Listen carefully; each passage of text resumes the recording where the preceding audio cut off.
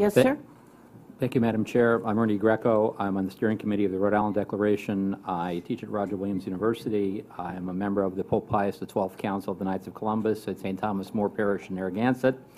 And I'm also a member of the NEA. So I'd like to add that I'm appalled by representatives of these groups sometimes citing the number of hundreds of thousands of members they have and opposing things like the Corvasi Amendment, which I strongly supported in the Civil Union Bill.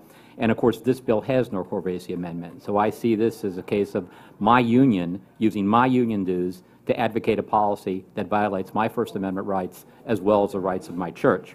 I'm going to be brief. I'm going to read from an excerpt of a letter from the Bishop Thomas Poprocki from Illinois. You may know that the legislature in Illinois recently tabled an identical bill, and I think his thoughts on the subject represent those of the organization of which I'm a member. The pending bill would not expand the eligibility roster for marriage. It would radically redefine what marriage is for everybody. The pending bill, says the bishop, is not only a dangerous social experiment about marriage, it's also a lethal attack upon religious liberty. The bill would not stop the state from obligating the Knights of Columbus to make their halls available for same-sex weddings, in quotes. It would not stop the state from requiring Catholic grade schools to hire teachers who are legally married to someone of the same sex.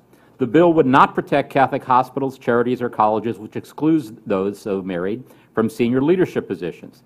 Nor would it protect me, the Bishop of Springfield, if I refused to employ someone in a same-sex marriage who applied to the diocese for a position meant to serve my ministry as your bishop.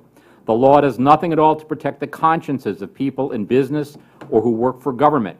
We saw the harmful consequences of deceptive titles last year when the so-called Religious Freedom Protection and Civil Union Act, in Illinois it has no Corvasi Amendment, forced Catholic charities out of the foster care and adoption services in Illinois.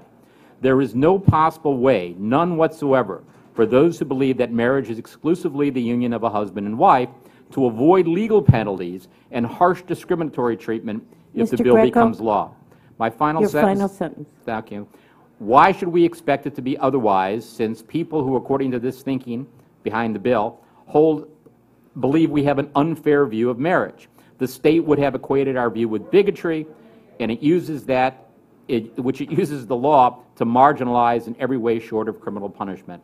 The only way to protect religious liberty and protect marriage is to defeat this proposal. Those of us in the education profession would certainly be affected by the bill. Thank you for your consideration.